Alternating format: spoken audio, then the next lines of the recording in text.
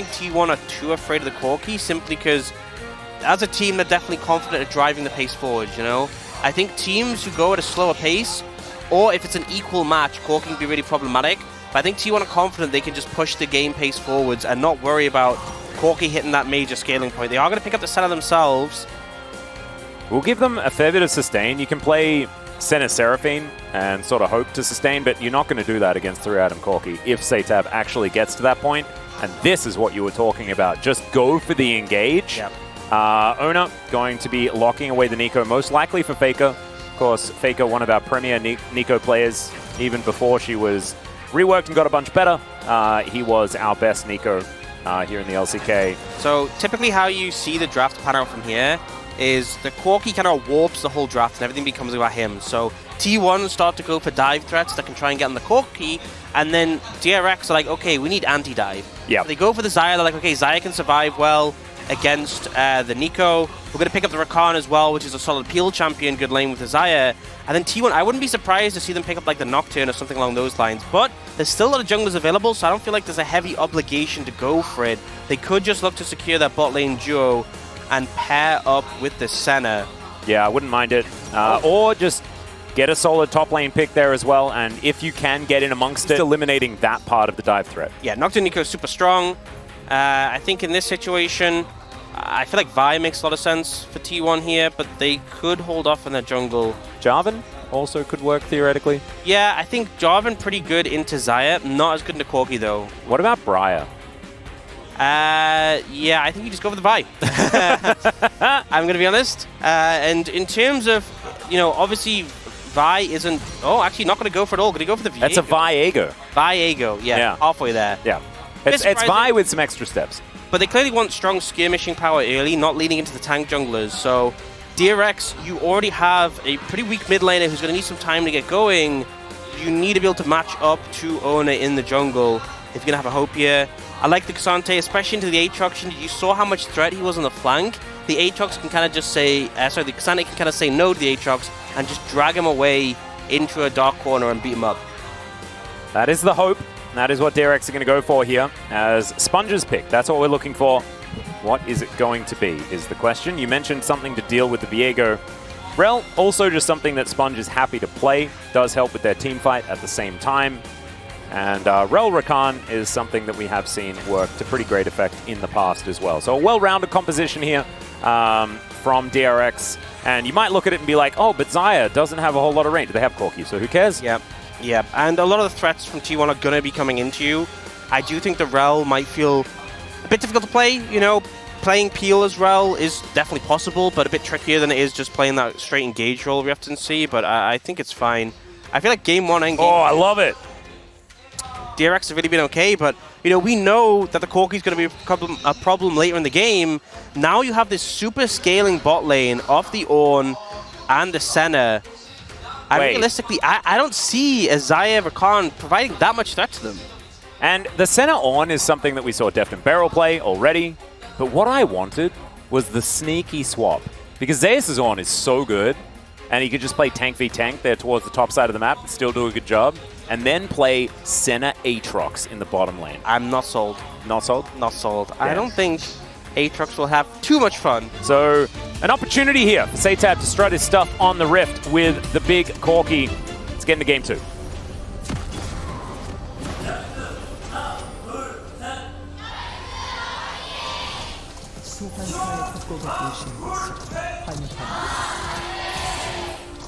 All right, here we are, onto the Rift for the second game of our first series of the day. DRX moving towards the blue side, now with the Corki composition. Yep. A composition that T1 have destroyed in the past. In fact, the final day that both of these teams played last week was exactly the day that it happened.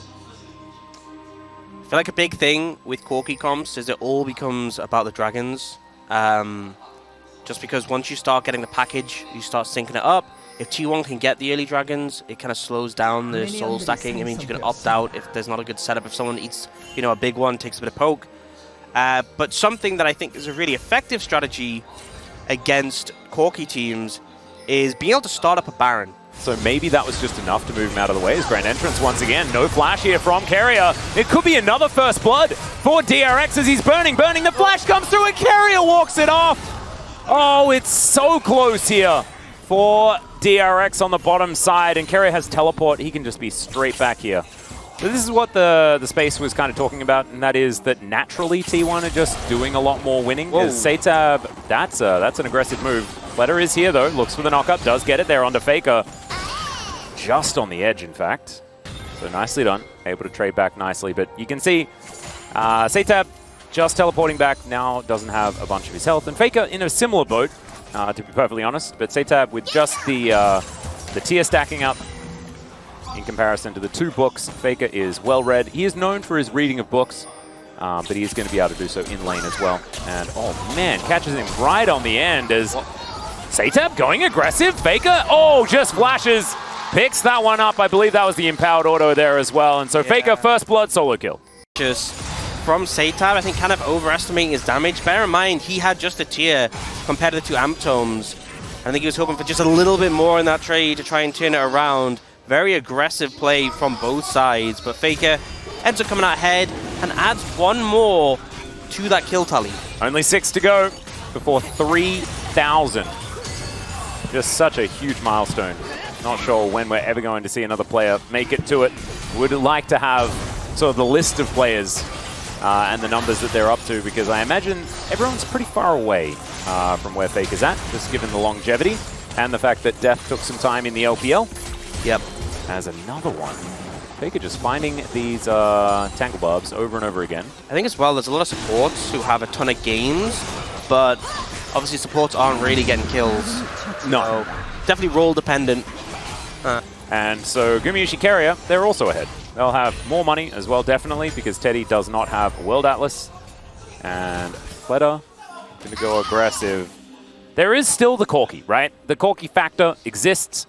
But the problem is that he just may not get to the Eclipse, Malignance, Muramana situation, as Gumayusi does have to use the flash. There's a Feather Storm as Carrier trying to get himself out of the way, calls the Ram, and they still manage to get the knock-up. Ona finds the stun, max range. Dawning Shadow flies forward as well, and Ona, he helps them pick up their second kill of the game and continues to go aggressive here, moving into the enemy jungle. As far as kills, and this time around, it is T1. They still have the massive CS advantages and just general global advantages around the map. And Blooming Burst not going to hit Satab too many more times. Level 8 now, so does have his rockets available.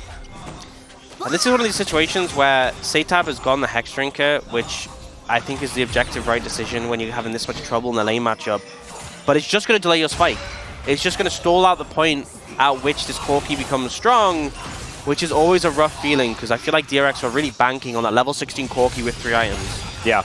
Oh my. It's huge, because the Dragon's just going to go down before he gets back. Yep. Bear in mind, he has no TP. He just has to fly back over. And Sponge, he's here, and he knows what's going on, and he knows that there's absolutely nothing he can do about it. See what the soul is going to be, as this one cloud is going to be taken down in 2 games in a row. And then he's spotted on a ward. But like, what is the point of taking package now? Well, so that you can get out of this.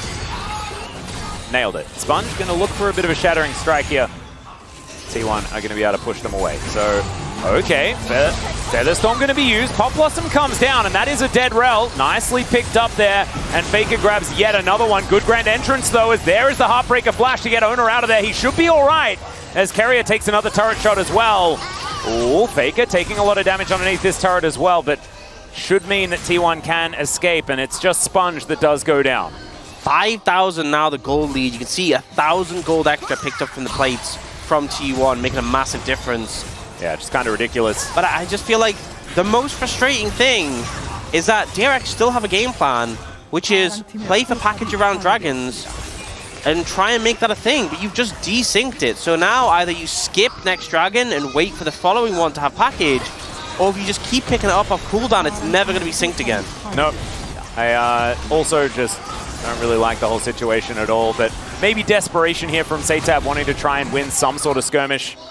But T1, they managed to win that, and now they're pushing even further. This inner turret, man, that would be pretty backbreaking as far as an advantage. And Carrier is also just using his hammer on this inner turret in the bottom lane, and there's no one there to answer. Yeah, he's actually probably just going to get that with some support from his AD carry. Yeah, Gumushi should, like, a couple of autos. Oh, just one and a Q. Yeah, this is not going well. I'm going to put it in the cons column, absolutely, when it comes to DRX early games. Okay, now they're going top. Yeah, Ona is going to be able to get Satab here. Does use the flash, but there's the stun. And is he able to do anything? The answer is no, and he also gives the assist over towards Gumushi as well. Then you got to think that Satab could have gotten away, but everything connects. They get it, and now a free dragon. No package to worry about here.